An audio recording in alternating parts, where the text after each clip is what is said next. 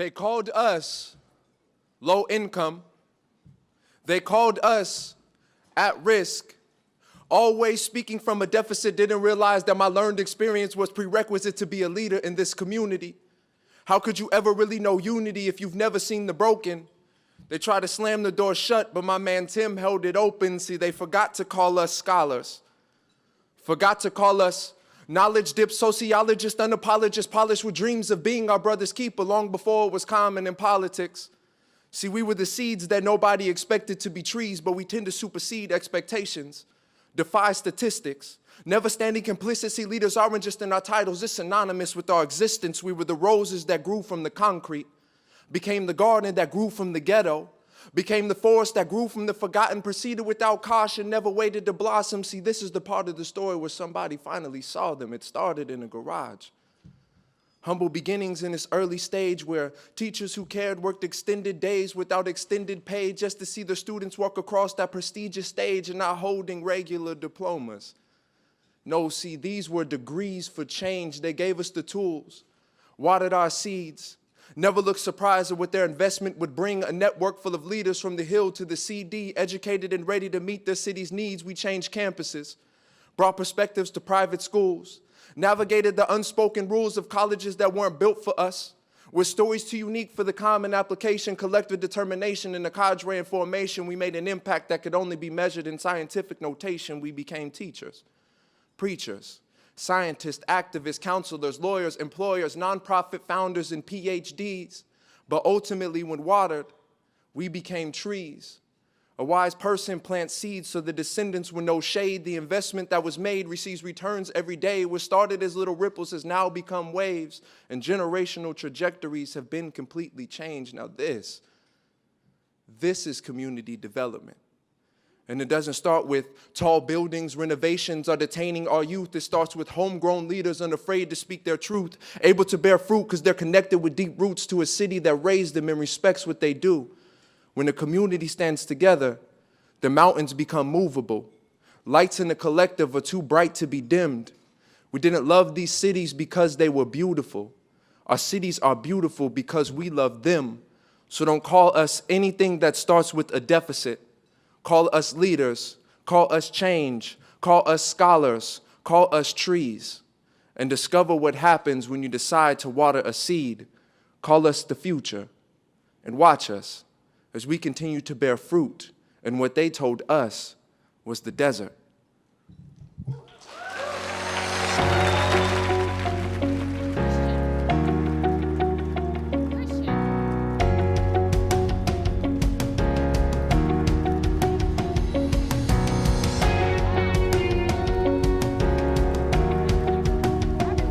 Christian Paige. Christian, thank you. Thank you. Wow. What a powerful way to start the 2018 Cradle to Career Network Convening.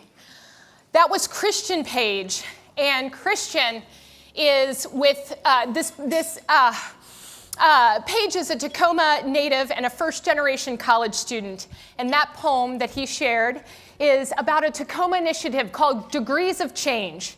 It's a program that supported Christian and his peers to grow despite less than ideal conditions.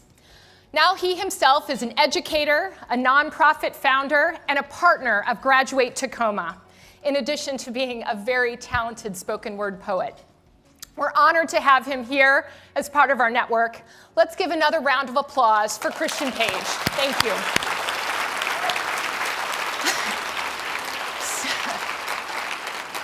So Christian is a hard act to follow, but I'm going to try. So let's get started. We are thrilled to be in SeaTac for the 9th annual convening. And before we begin, I need to acknowledge that this event is taking place on the traditional lands of 5 native tribes: the Duwamish, the Puget Sound Salish, the Skykomish, the Snohomish, and the Snoqualmie. And I want to pay my respect to these tribes and their elders, both past and present.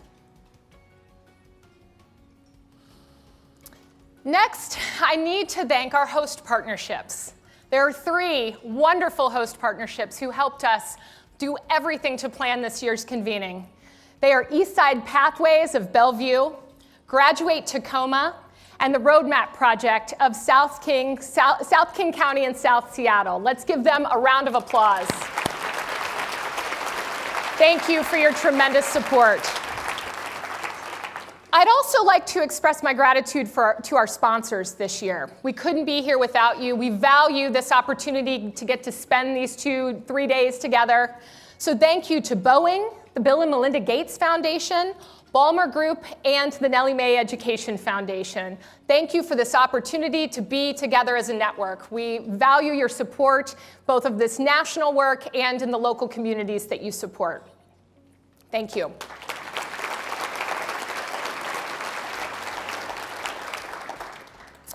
So there's a lot to celebrate since we were here last together last October. And because we like data and numbers, we've quantified some of these accomplishments.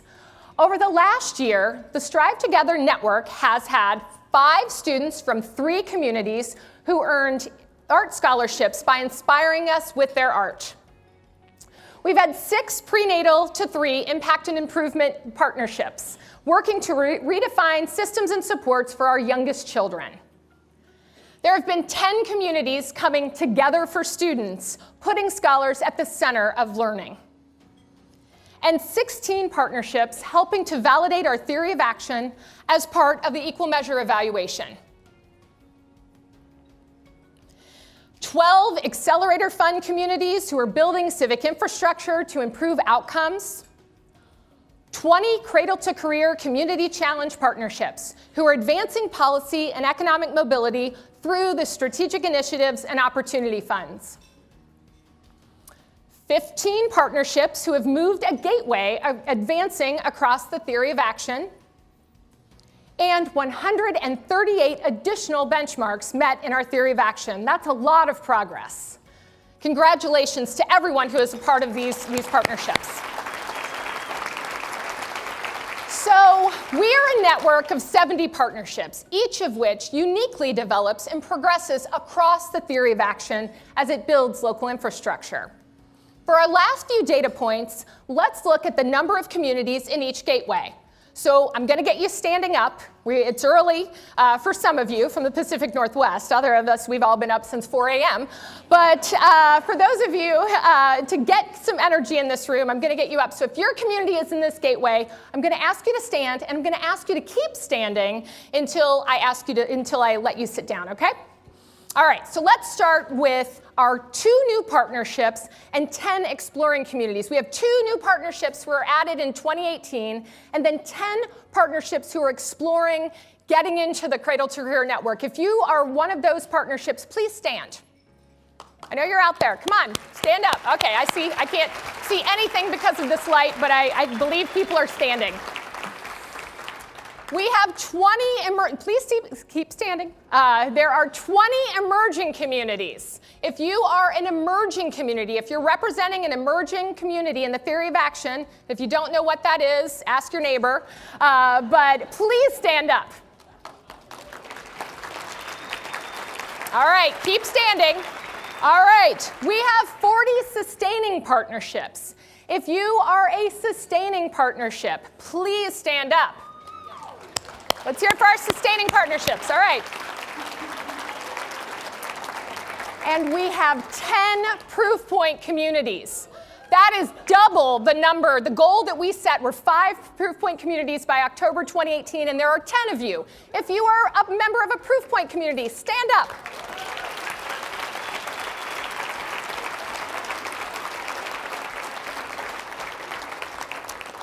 So we have 500 people in this room, more than 500 people in this room, standing right now, who work on behalf of 10.5 million students, not dollars, students, my God.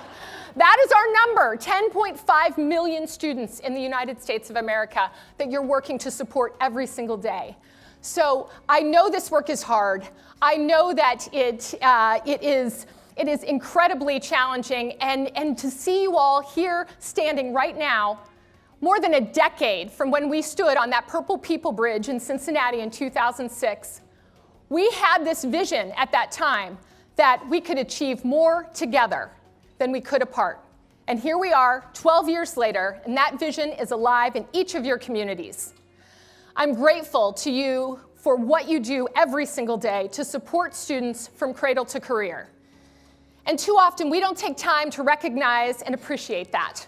So if you can take a moment and thank someone sitting next to you or standing next to you, give them a fist bump, a high five, shake their hands, hug, whatever it is, celebrate what you're doing. It's hard work.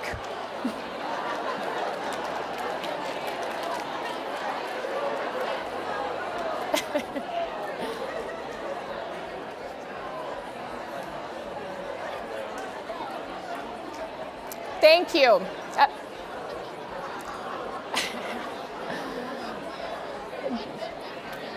Thank you.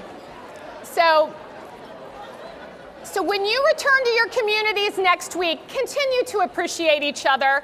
Celebrate the wins and successes you've achieved throughout the year, big and small. There's a lot to celebrate here. We know that. It's been an incredible start to the week, but we also know that the work is not done. The truth is we have a lot farther to go.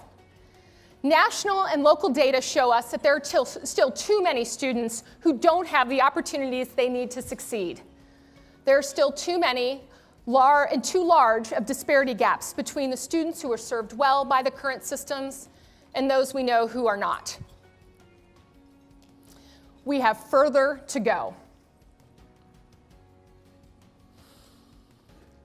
So where do we go from here? We're in a room of people who not only love data, but also love to set targets. That's why, together with the network, we have set a new ambitious goal.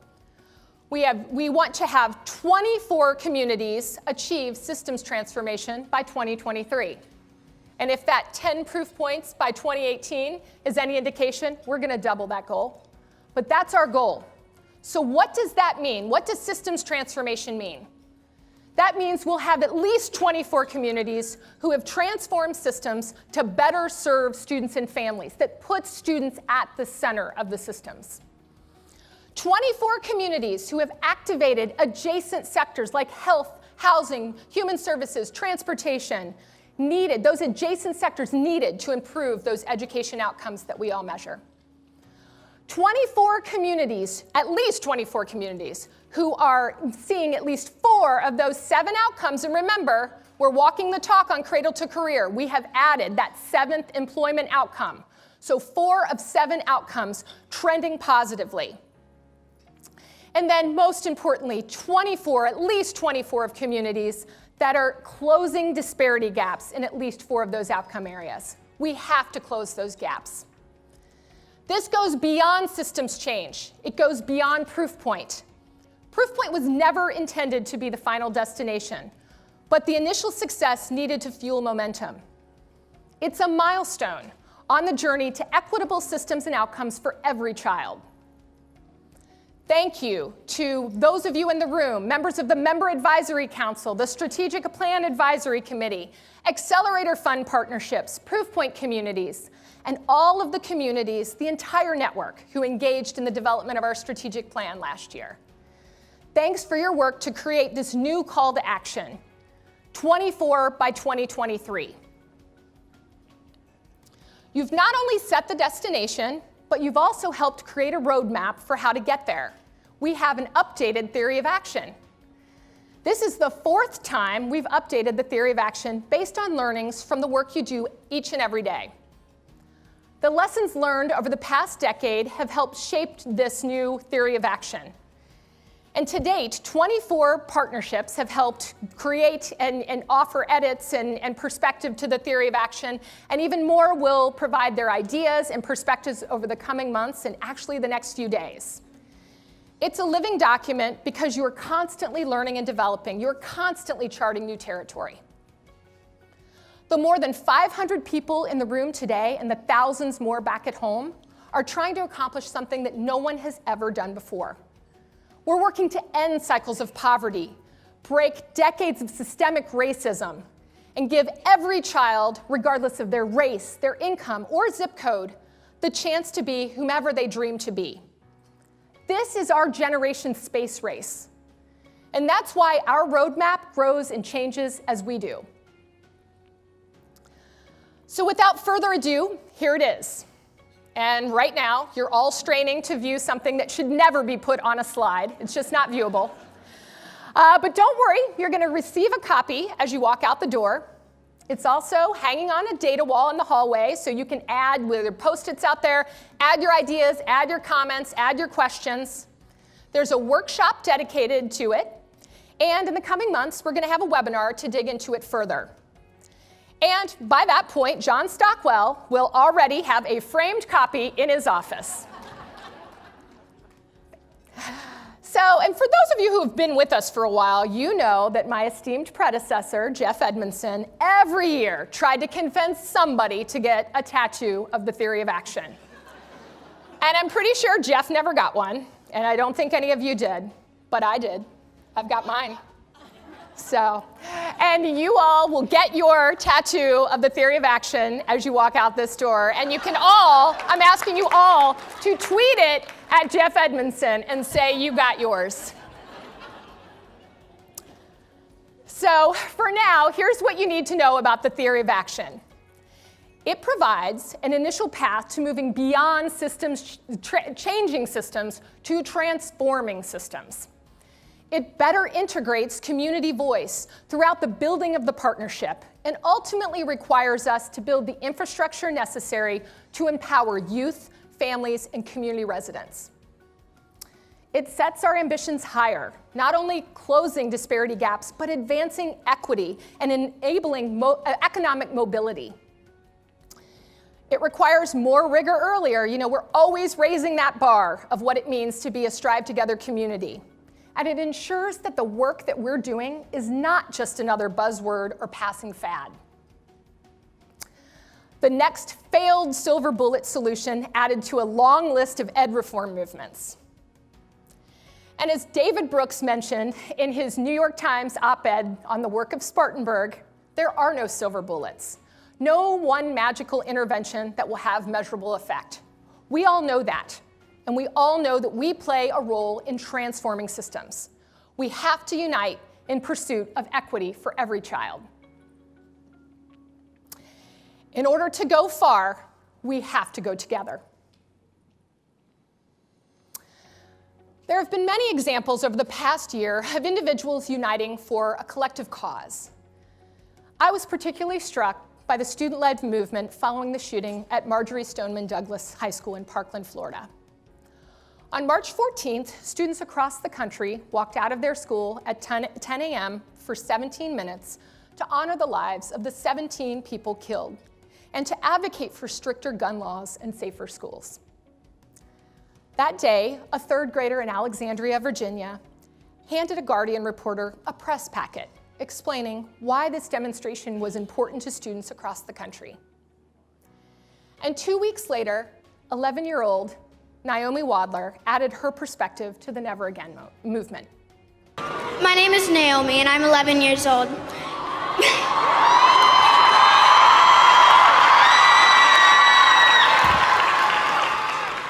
Me and my friend Carter led a walkout at our elementary school on the 14th.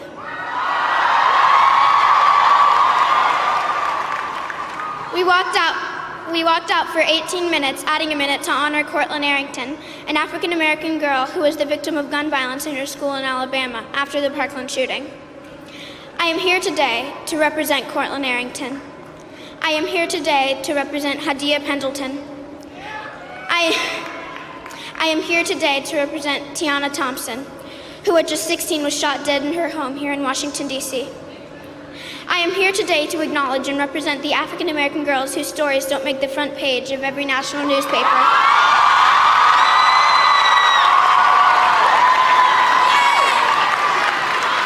Whose stories don't lead on the evening news. I represent the African-American women who are victims of gun violence, who are simply statistics instead of vibrant, beautiful girls that full of potential.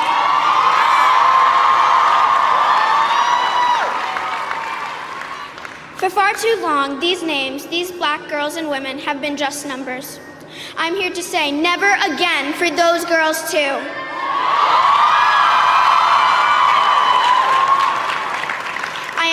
say that everyone should value those girls too. My friends and I might still be 11, and we might still be in elementary school, but we know life isn't equal for everyone, and we know what is right and wrong. We also know that we stand in the shadow of the Capitol, and we know that we have 7 short years until we too have the right to vote.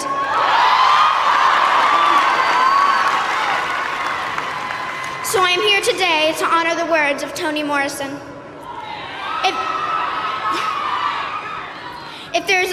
If there is a book that you want to read but it hasn't been written yet, you must be the one to write it.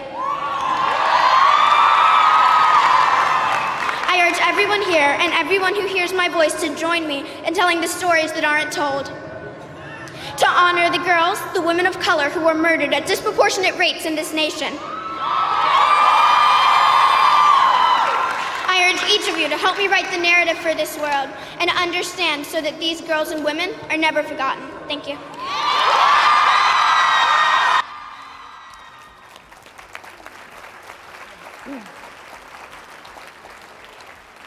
So, like many of you, every time I watch that, I think of my own daughter who turns 11 next week. She definitely has her own thoughts and opinions, and they need to be heard. But for far too long, girls like Naomi, my daughter Audrey, and boys across our country have been just numbers, statistics. Their voices unheard, their thoughts and ideas discounted because they're perceived to be too young. Their parents ignored because they're assumed not to care. Community members' ideas undervalued if they don't have the right degree or title. How often do we make the mistake of doing this work for or to the community rather than with the community? In order for us to go far, we must go together. And that means including students, parents, and community members at our table. In our collaborative action networks, on our staffs, on our leadership councils. We must recognize our students' and families' ability and power to ignite change. We must give them the platform and resources to lead. Community engagement has always been a part of our theory of action. The first principle reads, the work of the partnership must be grounded in the context of the community. But if I'm honest, it is the one principle where we've always had a lot of room to grow in. Reflecting on the last 12 years, community engagement, while a core principle, often was an afterthought, a nice to have rather than a must have. As I look back, this was likely for many reasons, and I'll hypothesize a few. First, it's hard. Authentically engaging the community is much harder and takes much more time than engaging community leaders. It's much easier to identify and engage the CEO of the United Way in our community as opposed to the opportunity youth who left high school at age 16. Also, our society overvalues degrees and p-values over lived experience. And finally, because seats at the table are sometimes treated as a zero-sum game. We assume that our slice of the pie gets smaller if someone else gets a slice. I'm here to say to you that community engagement is not a zero-sum game. It's not musical chairs. We can and should add more seats. This may be an area of growth for this network, but we have partnerships across the country that have added seats. They are ensuring that community, family, and student voice in action is central to their work to ensure that every child is successful from cradle to career. Let's take a look at what engaging the community has looked like across the country.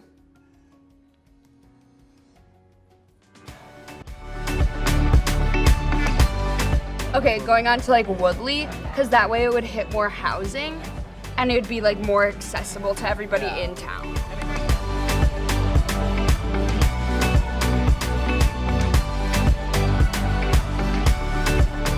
We now have 97 youth serving on boards and commissions all throughout the city, 22 boards and commissions total, and we are just so thankful for their partnership and their willingness to serve. I joined because I wanted to see a little more involvement of youth. Every board counts, even for the students and the adult, they have the same voice no matter what happens. We are on the Mayor's Youth Council. Right now, we are working on voter registration for those seniors that will be 18 by November 6th. The Mayor's Youth Council is a youth advisory board to the mayor. We give her youth input on certain topics that relates to the community as a whole. It's really cool to see that the adults care about what my opinion is. Gracias por estar aquí. Vamos a irnos rapidito, vamos a continuar con lo que dejamos pendiente la semana.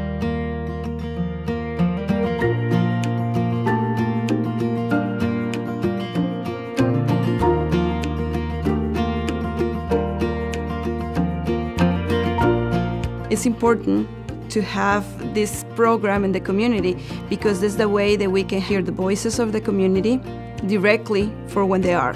Developing promotores in the community is really about creating those empowered voices to do the work together. El impacto es positivo al poder involucrar a la comunidad en saber que pueden acudir a organizaciones como It's Pathways, a NISO, que les pueden ayudar. It is so important to create that space where a community can really have a voice and have conversations on their own. And my role is just to listen and learn about what's important for the community. This information that we get through the promotores, it comes directly from the community with no filters or no different interpretations. In order to say it and to feel authentic is to use our own language. No te sientes solo en ese momento, sino que nosotros como comunidad podemos ir y ayudar y buscar la solución a los problemas para todos. What would you change in Adams County if you were president for a week? If I was president for a week in Adams County, I would have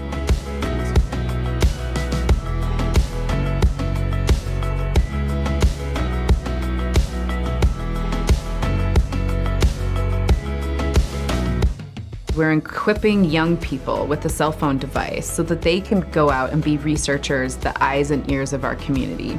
We have our work phone, and that's where we do all the interviews, and it's a phone that has the Tega app on it, and within that app it has all the different topics of research that we're doing.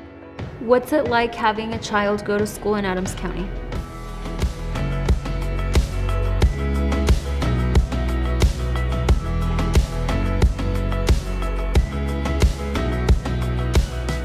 We don't have a warm handoff in our partnership from kids completing high school going onto their next step in their career. And so what the technology-enabled girl ambassadors have helped us do is to go find those kids and to ask them, what got in the way of you graduating from high school? What's getting in the way of you going on to your next step? They'll know my feedback and know that they can do something to help other kids in Adams County, Colorado. Girls have been able to go out and find the voice of really the forgotten. Those are the voices that we most need to find and identify and to lift up in our work.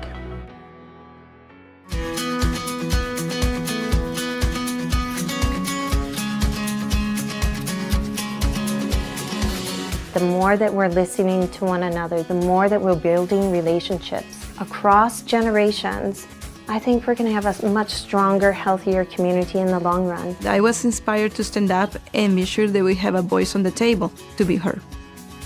It is together with the community that we will co-create and collaborate around the solutions that will, in effect, change the systems so that the outcomes for the kids will be better. Cuando le damos ese poder a la comunidad de superarse, de convertirse ellos también en líderes de sus comunidades, de sus familias, se genera esa cultura de crecimiento.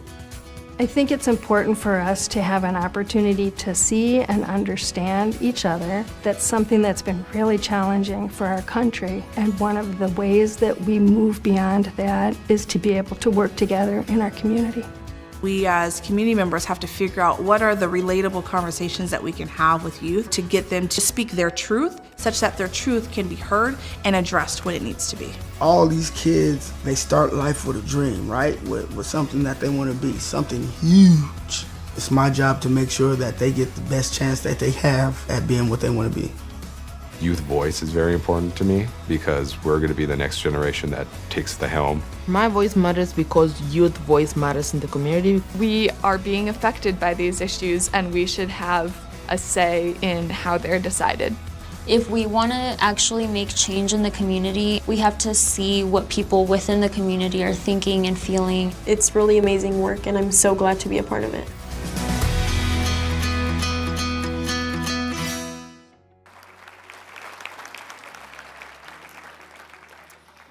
So these three communities have clearly each taken a unique approach to empowering youth and communities and ensuring that their voice informs not only the problems, but also the solutions. So you saw in Northfield, 97 youth are informing city and county governments, nonprofits, and other boards. And these aren't your check-the-box youth representatives. As Olive explained, her vote counts just the same as an adult's. And in Bellevue, the promotores from the community are trained to collect data from and provide resources to their peers. They aren't carrying out someone else's agenda. They're equipped and empowered to identify and act upon the priorities that they feel are most pressing in the community. And last but not least, Adams County, those young girls become qualified researchers equipped with a cell phone to collect qualitative data to inform the work of the collaborative action networks. This isn't an adult holding a focus group with a free pizza. This is a fellow student who is listening to the least represented voices to ensure strategies meet their needs. And we have 3 more communities who are tackling community engagement and empowerment in unique ways who have just joined me on stage. We have Tacoma, Washington, San Antonio, Texas, and Tucson, Arizona. And we're excited to bring their life to work today and learn how who sits at their table impacts the success of every child cradle to career.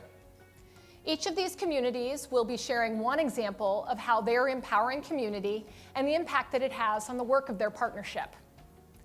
So let's start in Tacoma. Joining us is Tafana Irvin, the Executive Director of Graduate Tacoma, and Dominique Irvin of Irvin's Barbershop. They will share the unique role that Dominique plays in supporting the success of every child as a local small business owner and how that supports the efforts of the partnership in Tacoma. Dominique? Appreciate it. How's everybody doing today? I appreciate the opportunity from StriveTogether. I appreciate the opportunity to talk. I go by the name of Dominique, but I'm a barber. I am more of an uncle of the community, so you guys can call me both. That's the name I go by. I believe that my role in the community is to provide high-level resources for me to be an advocate and get real-life experience for the youth pertaining to what they want to be in life. I also would say, using these examples, we will also give these kids a network of individuals that would like to see them pursue their individual goal in life. The reason why I feel like it's important for me to be this pillar in the community is because I am a prime example of what Plan B and C success looks like. So many times what happens is people get into their Plan A and then they fail, and when they fail, they lose their motivation to be the person that they strive to be in the first place. Appreciate it. What I like to do as that was okay. I appreciate that. Yeah, that opened me up right there. No, okay, back to my point. What I like to do is when somebody tells me what they want to be, I don't put my idea of what they should be on them. I like to find another branch within that major field, just in case you fall, you have something to hang your hat on. That's my role in the community. I also believe that all of us in this room, we come from different backgrounds. We all come from different backgrounds that we have. And we can give these experiences to these youngsters if we don't turn our backs when we become successful. My dream it was to be an NFL football player. Once that dream failed, I hung my hat on being a barber. Once I became a barber, I began to see the youngsters in my community that were not given the opportunity to be what they wanted to be. So I took it upon myself to partner with Graduate Tacoma, Ms. Tafana Irvin, and she gave me the opportunity to give back to my community, and I am forever grateful for that. I appreciate that. You're most welcome. It's interesting listening to Dominique again, and I do need to clarify for my husband's sake. We are not married, but we are related only by association and not by blood. However, he is a family to us and our friends. But it's interesting listening to Dominique again because he really energizes and re-excites me every time when I think about the authentic engagement that he wants to lend to our table.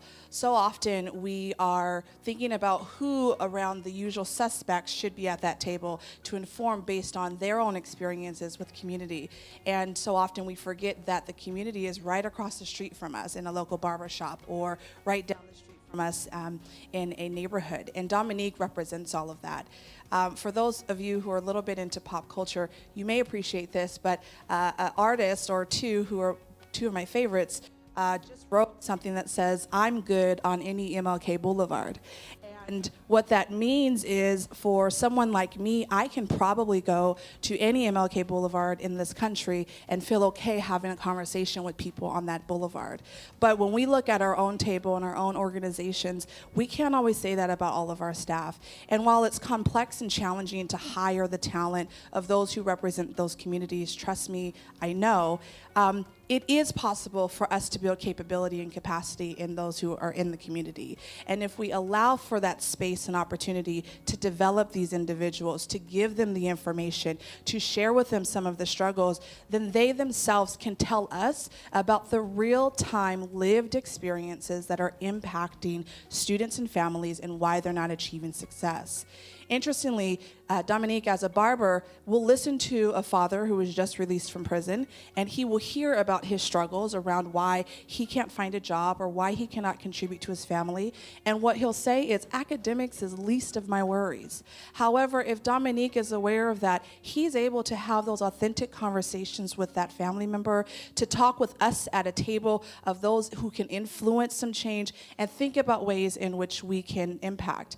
And so when we met in January just last year, our deputy superintendent, Josh Garcia, sat around and listened to these barbers, one who was just recently released from prison, one who's been in this community for many years cutting hair. And he said, I don't even know what it looks like to go to your website and check my child's grades. I don't know when activities are happening. I have no idea that you've been communicating with me because I think you think your channels are working, but they actually haven't reached me.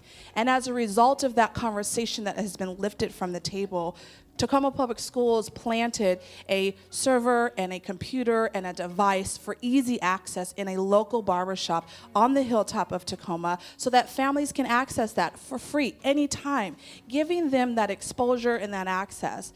But what you should hear from this example is that it took someone to sit at that table and convey the disconnect between traditional practices of making decisions and that of the community who really need to be engaged. And so it's been incredible having Dominique at the table, and more so because he now has a barbershop right across the street from a high school, my alma mater, who you heard from last night, Lincoln High School, go Abes. Yeah. And it's great because all of those students can walk across the street, can like filter into his shop and just have conversations with him, just authentically talk about the challenges and the struggles. And he now is that, I would say, advocate to our table where he's able to lift that information and share it back.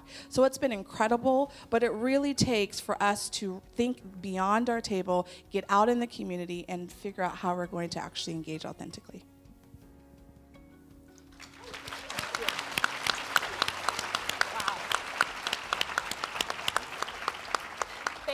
Thank you, Dominique, and thank you, Tafana. Thank you for the initiative that you've taken to support local students in Tacoma and all of the community members who identify their role in this movement.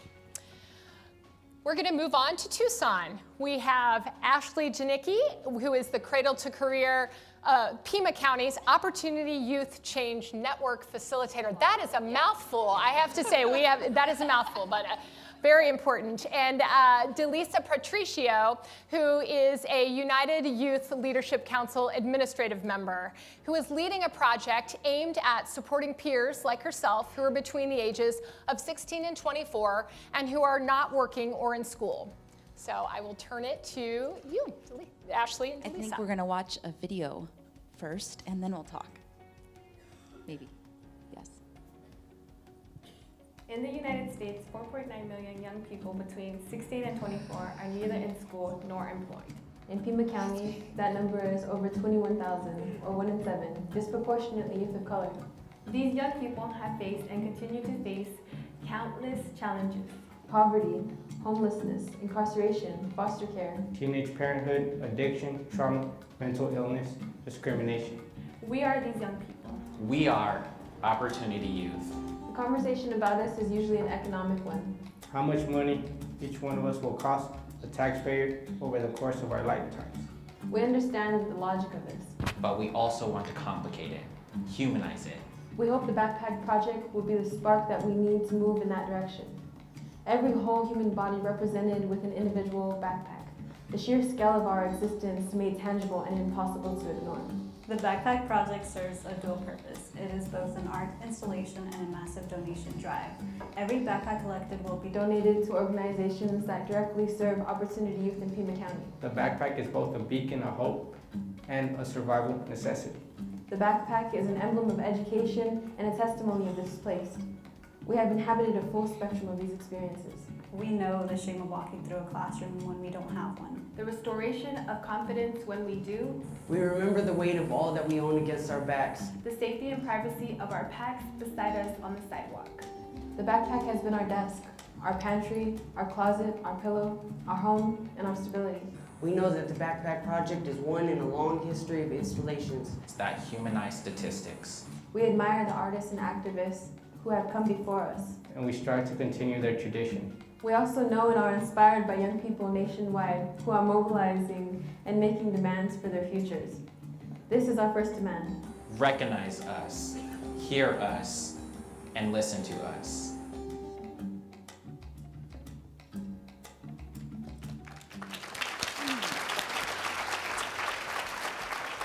Thanks. I get a little choked up when I watch that every time. So again, I'm Ashley with United Way and the Cradle to Career Partnership in Pima County.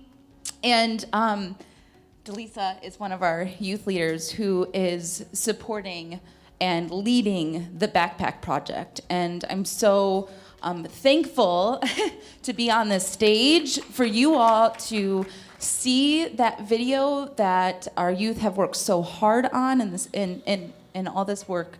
But I'm gonna pass it to Delisa to tell a little bit about herself, what this work means to her. Delisa.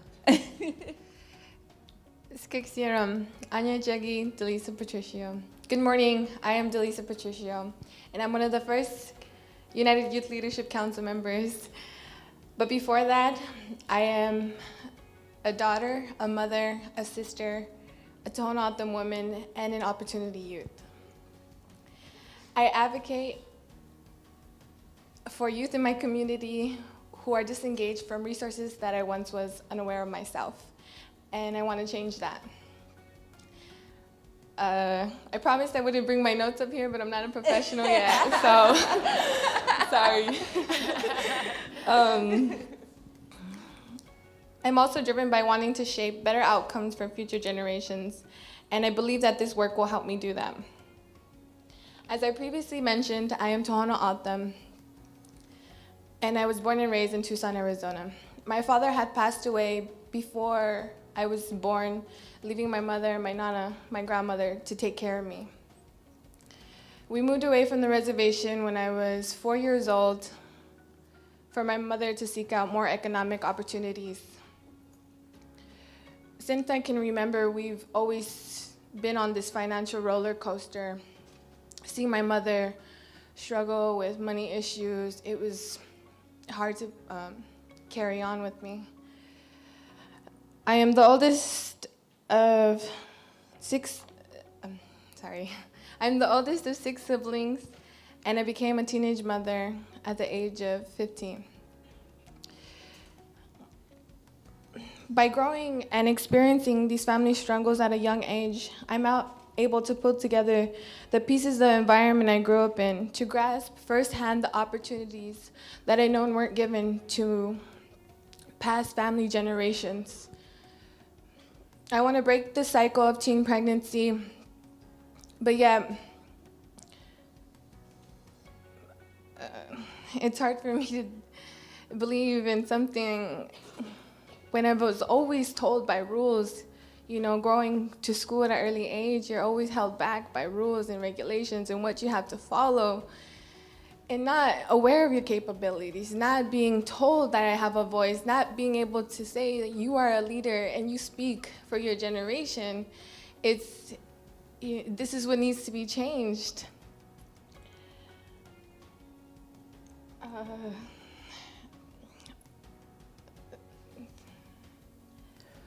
So I'm still trying to figure out who I am, but I'm aware of my strengths, sometimes even though it leaves me blank at times.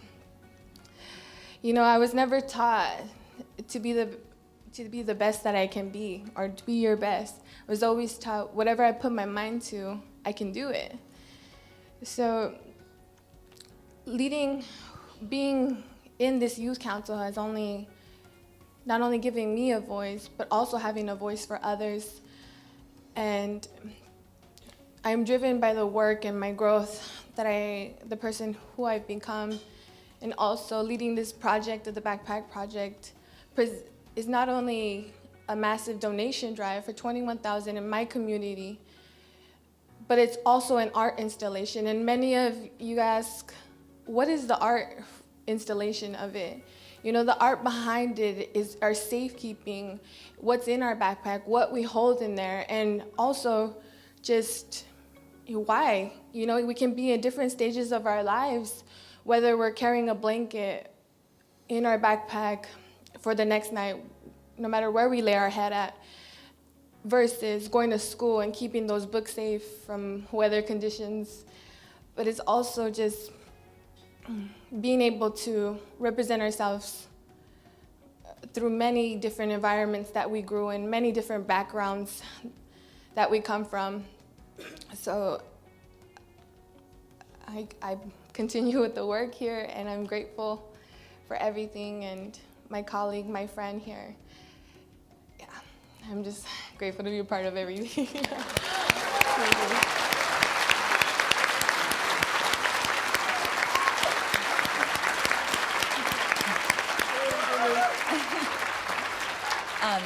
So I just want to say that I'm grateful for you. I'm more nervous than Delise. Just so you know. We have been, we've had a youth council since the beginning of Youth on the Rise. So it's been around for about 4 years now. And Delisa was one of those first members of the council. She's been part of it longer than I have, actually.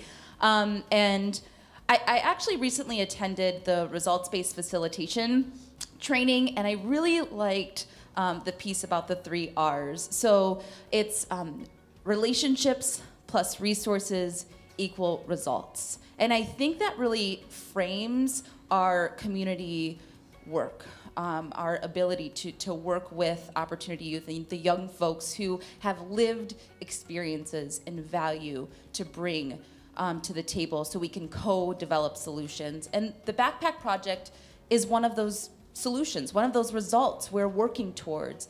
But we would not be there if we hadn't put energy around the relationships and resources piece of things. So when it comes to relationships, in the past we had a part-time staff member who was supporting our youth council, and they were wonderful, but they were part-time. And this, you all know, you have relationships, whether it's friendships or husbands or wives or coworkers. Relationships take time, and they are hard, and you need to cultivate them. And so we decided to bring on an AmeriCorps Vista who could work full-time, at least 40 hours a week, more like 50 or 60, and really co-develop those solutions and build those authentic relationships with our young folks. And actually, that AmeriCorps Vista is in the room, Allie Field-Bell. She co-wrote the Backpack Project piece, and really should be up here right now. But she got us to a place where it was more than just bringing folks to the table, right? Because you can put a chair there and check that box off and have a young person there, but she's been able to elevate our work to a new level because of those relationships she's been building. In terms of resources, we've always provided our council with stipends and bus passes. These were solutions we came up with, the adults came up with, and so the stipends are minimal. I mean, we all don't get paid a lot to do this work, and we give them even less to be at the table, you know? And in terms of bus passes, our transportation system in Tucson is not great, and I would imagine it's not great in other communities. And we had heard that a lot from our young folks. I decided personally I needed to give it a try and took the bus, and Delisa laughs at me because it did not go well. But it continued to uncover, like, that's not enough. We need more resources. We need to engage adjacent sectors to try and solve these challenges. And so we have upped our game in terms of resources. We've provided email addresses, workspaces, name badges, name plates, so folks know, like, that's not your space, that's not a shared space, that's Delisa's cubicle. Cell phones. So we've provided them with the tools that many of our partner organizations that come to the table, they have to do the work, but we recognized that the young folks needed it as well. And so because of that, we've been able to get to results like the Backpack Project. And that'll be an art installation on October 31st on the University of Arizona's Mall. We are still working hard to collect all those backpacks, and just want to thank you so much for giving us the time to share our work. Thanks. Thank you, Ashley and Delisa. And Delisa, I just want to say that you are a leader. You are a voice for your generation. You've just proven that to us in your remarks, and thank you. And trust me, no one is more nervous than I am up here. So now let's move on to P16 Plus of Greater Bexar County, where we have Abby Nash, who is the Deputy Director of P16 Plus, and Maj Aljada, who is a first-year University of Texas student and former member of the San Antonio Youth Commission, which informs how local government tackles issues ranging from transportation to safety. So I'll turn it to you. Good morning. I'm Abby, and I have the privilege and honor of working with the San Antonio Youth Commission, and was blessed to get Maj to agree to come and share some of what they've been up to. So we're going to do a little bit of Q&A. Maj, are you ready? Yes. All right, so not that we can see everyone, but tell us a little bit about yourself. So a little bit was already told about myself, but my name is Maj Aljada. I am a first-year student at the University of Texas at Austin, so hook 'em horns. Yes. Sorry. I'm studying international relations and global studies. I'm actually doing a triple major. I also threw on government and Arabic, so there's a lot of opportunity with that. We'll see where I go. Now, I was on the San Antonio Youth Commission last year, and I did it for about 2 years when I was in high school. And I was one of the 2 youth commissioners for District 8, so I worked directly with the city council, and I worked with the councilman who was the representative of District 8. Awesome.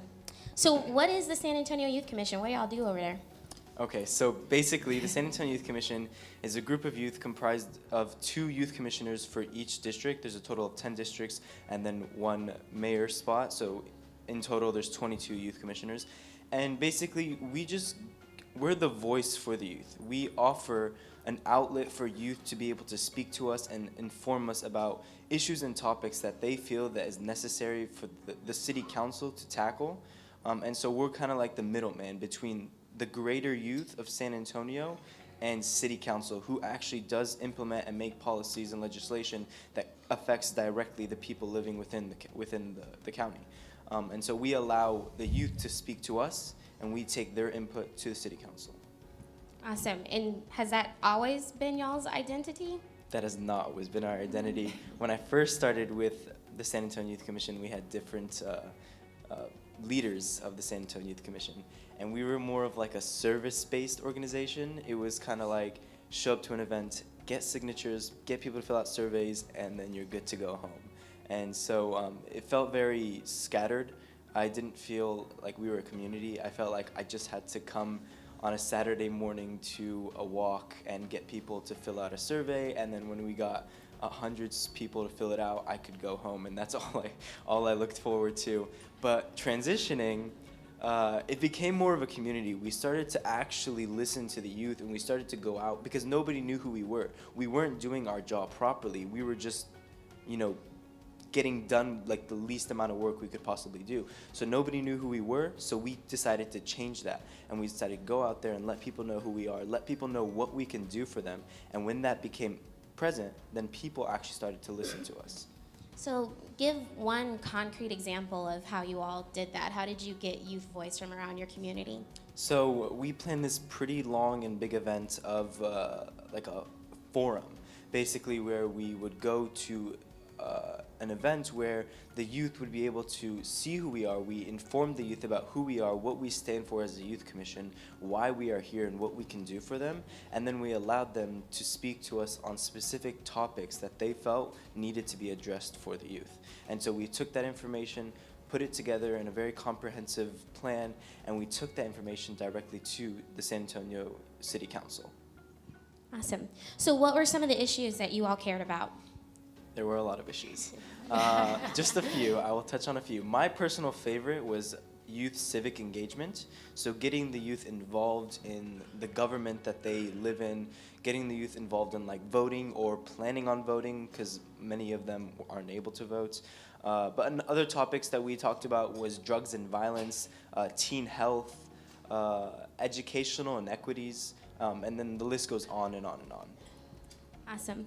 So did your experience with the San Antonio Youth Commission shape the way you understand or go about leading change? Oh, yes, absolutely. Before I joined the San Antonio Youth Commission, I believed leading change was having a leadership position and just telling the youth or telling your followers basically what to do, and getting them to do what you say. But I quickly learned from the San Antonio Youth Commission that in order to lead, you have to encompass yourself within the greater group. You have to be able to take a step back and allow other people to speak out and to hear opinions of other people, especially those that you might not value or you might not think you value. But if you do allow them to speak, then you quickly realize that their opinions might be even greater than others. So that's, I guess, what I was able to take away from the San Antonio Youth Commission. All right, so last question. This is a room full of people who've dedicated their lives to helping to shape the future for youth. Can you share with us what's lost if your voice is not included in the conversations that we're having? It is essential that we include youth voice in our governments, because the youth are the ones that are going to be leading tomorrow in the future. Myself personally, I have a good group of friends at the University of Texas at Austin that are all planning on running for some kind of elected position. We talk about it all the time. One of them, yeah. Thank you. So I know one of them wants to run for Senate, one wants to run for city government, one wants to, there's like a wide range. And this is just my small group of friends. Who knows how many other youth want to run for elected positions. So it's essential that we listen to our voices now, so that when we do become the leaders of tomorrow, that it's not just like lost. Because the youth are directly affected. Sometimes we forget that the youth are even there.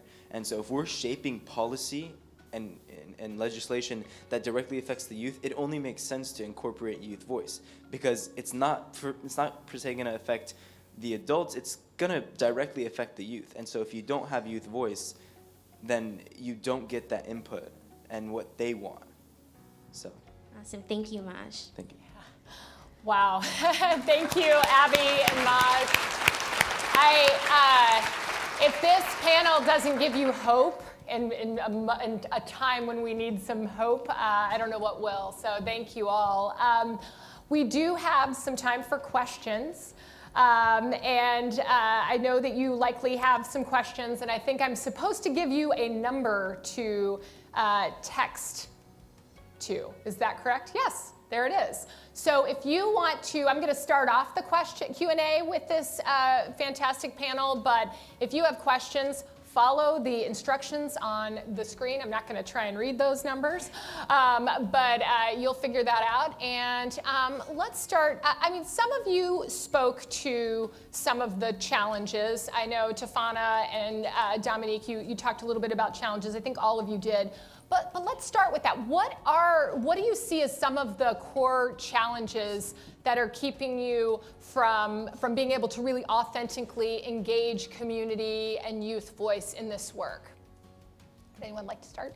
Well, I'll start. One of the things I think it is we had a situation, you're a teenage mother. And I feel like we have a lot of things for the youth, or we'll have a lot of things for homeless adults. And I feel like the age that is neglected is the ages between 16 to 24 years old. If we can reach those parents and we can get them to reiterate the things that we're teaching them in the barbershop or at football practice or as the teacher, then therefore we'll get a better understanding as a unit. But right now what I see is, and what I find is, as a barber and as a football coach, I'll teach these kids great morals and great values, and then when they go home, they get the opposite, because the parent might be young, not you. You are a very mature young mother, and you're on stage doing your thing. I appreciate you. You're a great example for your child. But what I do see is a lot of teenage and adolescent parents that are still doing very immature things around their kids, and then I have to transform that when you come into my environment. So I feel like if we can get everybody on the same page in as far as stability, we can. Great, thank you. Yeah, Others? so I think one of the things that we've learned, in particularly with working with the Youth Commission, is a lot of the ways that we go about even trying to incorporate them are ineffective, right? Like, we have meetings during the day when they're in school. Or we plan events that they can't get to. Or we have conversations with language and jargon that they don't have access to yet. And so even though they have brilliant opinions and they have passion and they have understanding, they're not able to engage in the conversation off of the start. And so then it kind of complicates everything, and they're turned off, and then the adults sometimes are turned off. And so I think part of it has to do with creating an authentic space. So not just who's at the table, but what does the seat look like, right? Like, what does that dinner table look like? Is it inviting? Is it welcoming? And are you building the relationships necessary to have that authentic engagement? So what I think is also, it's piggybacking off of their parents and the environment that they grew up in, and also their peers. I mean, you know, hey, someone, like, come and join me. That's all it takes, really. And if you get to know the mentors, also, that's a key point, is setting that nice, comfortable environment where you're able to have that relationship with somebody and be able to speak to them. And it's also the empathy part, so, and understanding where they come from. And if they see you, I mean, they can more relate to you if you're the same background, you know. So, I mean, just having that mentor, that key mentor, is really important, and those relationships, you have to build trust. So, great, thank you. So, Delisa, Maj, and Dominique, what has surprised you most as you've engaged in this work? Sort of what has been most surprising to you in terms of engaging in this community work and kind of bringing your voice to this work? What surprised me most is the joy that it gives me. Like, I never knew, because I've been cutting hair for 20 plus years. I'm 36 years old. I first started when I was 15. Been through a lot of trials and tribulations. Had the opportunity to open up my barbershop in February, which is around the time my partner would graduate Tacoma. And I've been cutting people's hair since 10 years old. And now that they're 18, I feel like I was obligated to start a scholarship fund. So little old me, my little income I got, I put together $500 and started off this scholarship fund. And yeah, appreciate it. Also did a shoe drive for 300 homeless kids that are across the street from my high school and a backpack giveaway. So I appreciate what you guys are doing with that. But the response that I got from that made me want to give more. And it wasn't because I was going to get anything back. It was just the smile on the face of the person that I gave to and the hope that I seen on their face once they received what they had and what they felt like they've been missing the whole time. That's what made me. For me, it was what we had in common with my peers, but also the adults in the room, that they don't speak on it. They don't give that knowledge. They don't hand it down to us and make it comfortable to talk about. They can't put their pride of hat down, and I have that problem too because of that. So it's also it's also sharing those stories not only from your family, but also in your community. You know, it makes a difference, and yeah. So. I believe the question was what I found most surprising. And I guess it's a little bit more on the negative side, but I feel like it's very important that we do address it, that it's important that we get the youth voice from every part of the city or every part of the nation. Because myself, the district that I represented, the district that I grew up in, was the north side of San Antonio, District 8. And the school that I went to, a lot of the students were they came from affluent families. And so I learned in the San Antonio Youth Commission that it's essential that we listen to students from different districts, because my district certainly did not have the same issues that other districts did. Because my district didn't have much of drug and violence issues that maybe District 2 did. And District 2 faced a lot of drug and violence issues, but for me, before I joined the San Antonio Youth Commission, I thought that wasn't even a problem for the youth, but it really was. So if we are gonna listen to youth voice, we need to make sure that we get all of the youth voice. Thank you. Thank you. Do I have any audience questions coming in yet? Okay, they're working out. Well, I have another one then. So talk to me a little bit about what keeps you involved. I mean, obviously, Maj, you're a very busy college student planning your future Senate race and other things. You know, as a fellow mom, I know, Delisa, you are busy, and Dominique, I mean, just what you've described, the involvement you've got. What is it that keeps you involved, if you can think of one thing that just keeps you at the table? Shaping better outcomes for future generations.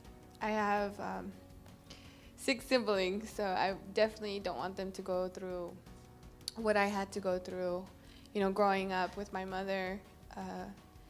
Also my daughter and her schooling and her learning techniques, and how I can motivate her to be the best she can be, you know, be anything she wants to be. And Each day a new child is born, which also means a new problem may be on the rise. So here I am as a mentor. I got to be there to help. It's nonstop. This is a nonstop situation that we're in every single day. Every single day there's going to be somebody that needs some help, and every single day I want to be there that I have the ability to. For me, it's just I look at the society we currently live in, and I see the issues that we face, and I see the lack of addressing these issues, and I guess that's what keeps me motivated, that if it's not gonna happen, then I have to do it myself. And so what motivates me is that I look to the future, and I look to being the one that creates these changes, because I can't sit back and just expect somebody to do it for me. Thank you. Thank you. Now I'm going to turn it to our partnership representatives. And you talked a little bit about this in your remarks, but I would just say, you know, if you could boil it down, and you can have a moment or two to think about this, or boil it down to kind of what has been the impact, like what has been the most key impact of this community engagement, these examples you've shared, or how you've been engaging and empowering community authority in your work. If you could describe that for me. So I think one of the big things for us is we're walking the talk. So we had Delisa and Mercedes, who's the other young lady in that picture, and co-wrote the backpack project, interning at United Way this summer. And, we are giving them an opportunity to be professionals with us, colleagues with us. And that has, I think, just taken it to a whole new level. So I think that's a big piece for us. I'm a practitioner by choice, but a researcher, not always by choice. And what I'm learning in that process is there's this concept called third space. And in third space, essentially, it's taking your truth and someone else's truth and merging them to find a universal truth. And the reason why I bring that up is because we as community leaders or practitioners, again, are well-intentioned. However, we come at it with a little bit of a deficit lens. We assume sometimes the reasons or hypothesize why community is the way that it is. And like mentioned, everyone is so unique, and the issues that face our youth in this community are diverse in that there's not a silver bullet, as you've already heard. And so we have to be thinking about what does lived experiences of community and what does the research or the practitioners who are doing this work say, and how do you then put that together in a way where you come up with some adaptive solution that does have to be refined and iterated in a way that actually gets to some outcomes of these complex issues.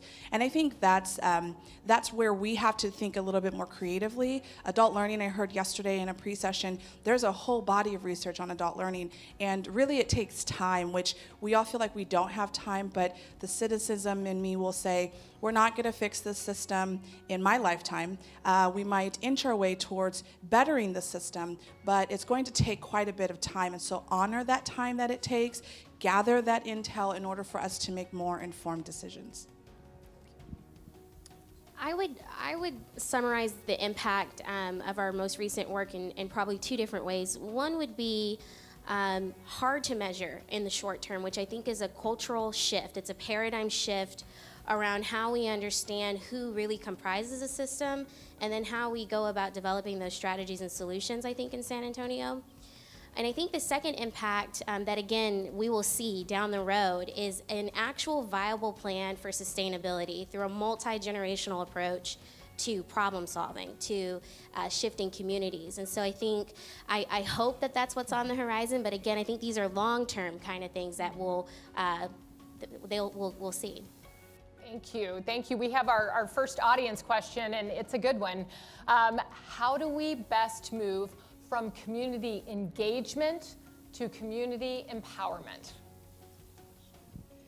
That's a great question, and I will just say for me, and the relationship with Dominique and the local barbers in Tacoma, when we first started this, it stemmed from a book-to-home project that we did over the summer months to elementary schools who had a library desert and didn't have a lot of resources in their community. And then we began to think about other ways to get books in students' hands, which we then just placed them in the barbershop, naively thinking, oh, that's a good route to take, and learned that just placing books in barbershops was not enough, that we needed to do more. It wasn't until we sat down with these barbers and we put data in front of their faces and we said in very explicit terms, for Black students in this community, they are achieving the lowest proficiency rates in reading. Now, there's a lot of pieces to that would make that up. I won't get on my own soapbox around standardizations or the difference of students coming in each year. But what I will say is when these barbers saw those numbers, they're like, what do you mean? My kids can read, or I don't understand, how this can be true when we talk about this often. They weren't in tune or astute to the deficits that were happening in our community. And that sparked them to want to come to the table. That sparked them to want to get engaged and figure out ways in which that they can take this on themselves. So we're not telling them how or what or when, but rather they're coming to us. And in fact, Dominique just got on us last week and said, so when's the next meeting? And what are we doing to engage these barbers again? And how are we keeping this moving? Meanwhile, I'm like, I just hired 6 different staff members. I'm trying to get them up to speed. But you're right. We have to figure out how do we respond to what they want, because they're eager and they're energized to do this work. And so, if I may add, that If we're going to specifically talk about youth empowerment, I think it's important to let the youth know that their voices will be heard. So instead of allowing youth to attend meetings or attend forums that they just sit and listen, allow them to take part. Allow them to voice their opinions and allow them to be heard. If you look around the nation from all these protests and walks that have been taking place, these youth are truly empowered. You can see it when they speak, you can see it when they march, and the reason why they're empowered is because their voices are being heard. We are listening to them, and that's why they feel empowered. When they know somebody is listening to them and that their voice matters, that gives them empowerment. To really echo what you stole my thunder. We're like connected. Worked too long together. I was working with a member in our My Brother's Keeper coalition, and he said, "I don't need to be empowered. I have power. I just need you to give me a space to use it," right? And so I was like, "Oh, okay, cool," right? But I say that jokingly, but it was really humbling to realize, even sometimes with the best of intentions, we all have power, but do we know we have power? Do we know how to use the power that we have? Is there space for it? So I think it's kind of much the same to what you're speaking to. Great, thank you. I think. Yeah, yes, Lisa, to add. please. So as we were decorating the backpacks, me and two of my council members, I was telling Ashley how we were doing that, and it felt like we were connecting in a whole different way. Like I really sat there and I thought, I really don't know them that well, but it's also getting in that comfort zone because we come from various stories. And I had to tell Francisco, one of them, that is okay. Hey, like I know somebody, I know at least a couple of my friends that are in the same situation as you. I get it. We all come from various backgrounds. And, just sitting there and being passionate about something that we're all into, it really brought the spark in all of us and why we're driven on doing what we're doing and creating this environment where we can do the same with others, not just us here at the table. So, yeah. Thank you. Thank you. Okay, we have our last question, and it's directed at Dominique, Delisa, and Maj. There are more than 500 education leaders in this room today, and they're working to improve outcomes. What's your advice to them in the role of community in this work? If you could give them one piece of advice, what would you leave them with? To not be afraid to communicate with somebody who does not look like you or sound like you. She told me to say that.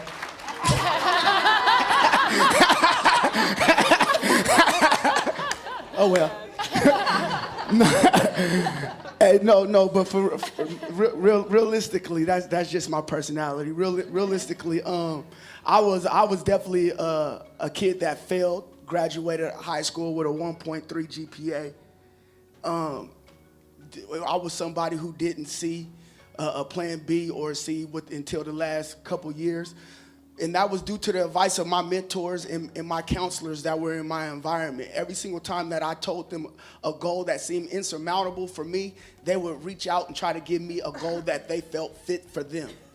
And my thing is, if somebody tells you what they want to be, don't steer so far away from what they told you. So if somebody tells you they want to go to the NBA, we all know the odds of going to the NBA are definitely slim to none, right?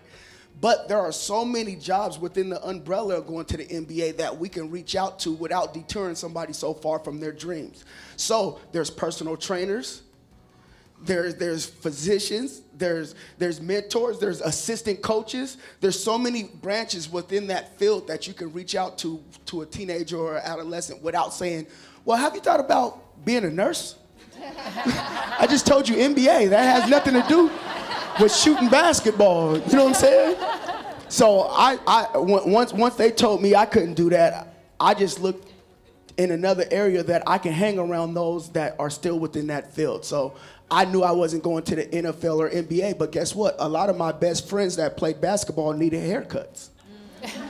So I figured to stay within that realm and still talk sports and talk life, I might as well do the next best thing. So my advice is talk to different people, and make sure that we tune into what people we tune into what people say they want to be, and help them find other branches to fall on.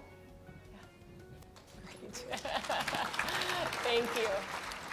I would like to advise that we all have different learning techniques and we all don't learn the same way. You know, we can give one student a book to learn from, but that's not how we learn. You know, I'm a visual learning and I like to visualize what I can do before I do it. So, I mean, there's all the lines of learning in different ways, but also to pass that on to the next level grade teacher, you know, like this is what I taught them, and communicate along many lines of those conferences or meetings that you guys have, or share in the break room, you know, and you know what also you can do differently or what might work, and then come together as a team and make something of it. And also, if someone is falling behind, just know that it's probably something at home, or you know, if you recognize a student is, you know, not right, it's just probably something that they're impacted by, and just be aware of, you know, what's going on. So, we're all human.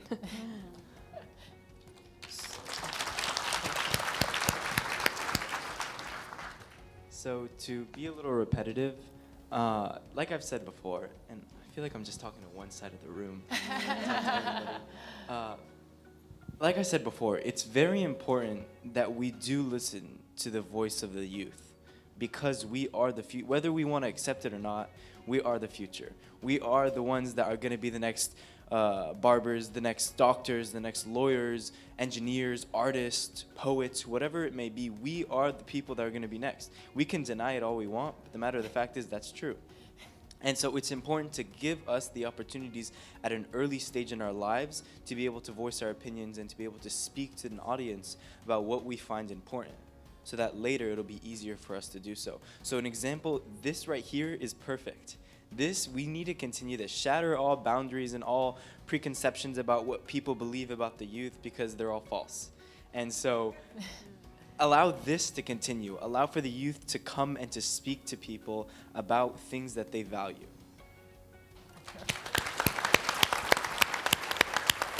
Thank you. Thank you. I'm inspired by this panel of 3 communities. We have Tacoma, Tucson, and San Antonio, and the 3 communities who were featured in our video earlier. Thank you for sharing the journeys around community engagement and empowerment, what it's going to take to get to empowerment. We're inspired by the work that you're doing, and just grateful for you being here today with us.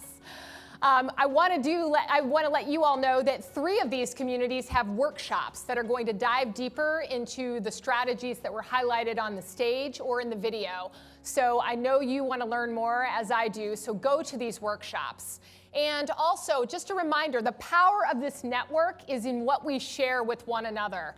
So as you devise new strategies and build infrastructure in your communities to more authentically empower youth and community voice, share that with us. We will share it with your network, share it with your peers. We have to do this together. Go far, go together. That's our theme. That's what we need to do. And so with that, I just want to say that the efforts that we saw today are just the beginning. Changing systems to empower youth and families will take time and a sustained collective effort. Just as ensuring that the success of every child from cradle to career, regardless of race, zip code, or income, will require time, a sustained and collective effort. This work is a marathon. It's not a sprint. And as a runner, I know that while a sport that looks like an individual sport is actually more of a team sport. You have those teammates or running buddies, shout out to Eric and Sarah at Commit, who helped me run earlier this week to calm some of my nerves. But those running buddies or training partners who help you train for the race, those other racers who help push you to get you farther, faster, and help you over the finish line when you don't think that you can take another step. the fans who are there to support you and sometimes take out the competition so that you can move farther ahead. This is why this network exists. It's to support you, to teach you, to cheer you on, to push you, to carry you, and to help you forge the path. This is your network. This is your team. So take advantage of the next 2 days with your network. Attend your peers' workshops. More than half of the network will be presenting their learnings, so use this opportunity to discover new strategies, new work to accelerate your own work in your own communities. Join us for 3 more plenaries. Brittany Packnett will share her lessons in movement building, educational equity, and empowering marginalized communities. Summit Education Initiative will simulate a student's experience in the education system from cradle to career to help all of us understand how collective action can promote equity and opportunity for all. And Dr. Jill Biden will be here with us to illuminate the need for cross-sector engagement to ensure equitable opportunities across the cradle to career spectrum. Take advantage of the networking reception to build your coalition, the peers you can lean on, and who you need to get the help you need to get to the next milestone. Go to dinner, go to the bars, I know you do. Enjoy connecting with one another and learning from one another. You'll be able to leverage these learnings and these relationships when you go home at the end of this week until September 11th through the 13th of 2019, when you all join us in Washington, D.C. for the 2019 National Convening. So let's hear it for Raise D.C. We're coming to you next. And we're coming to Washington, D.C., and we're gonna keep this momentum going in the shadow of those who need to hear it the most. So a few logistics before you transition, and I'm about to get you transitioned to your first workshop. First, I want to make sure you are acquainted with the most amazing team, and I'm biased, I know, in the world. It's the StriveTogether team. Please stand and wave, StriveTogether team. I know you're out there. I can see a few of you here. Can't see anybody in the back. You're here. I know you all know this. They are incredible. They are here to help you through every step of the way through this convening, and I know they help you in your work in the communities, and I'm so grateful for all of them. Stay up to date on all of the convening details by downloading the Crowd Compass app and searching for 2018 Cradle to Career Network Convening. If you haven't already, get on there. There's like a leaderboard if you're competitive like me, you want to win. I don't know how you win, but there's a way to do that on that, so I'm going to figure it out now. But don't forget to Facebook and tweet using the hashtag #GoFarGoTogetherC2C. As you walk out this door, you're going to get your own tattoo. I want you to put it on and tweet it. And when you have a minute, make sure and stop by the data wall in the hallway where you can check out accomplishments from partnerships across the network and share your input to continue to refine the benchmark criteria for our revised theory of action. It's a living document. There's still opportunities to continue to refine this theory of action. So we are very, very excited to spend the next 2 days with all of you. The power of the network is in this room. It's on this stage. It's out there with those of our partners who are back home. And if it's united and ignited, we can ensure that the success of every child from cradle to career. Let's go far and let's go together. Thank you, and go on your way.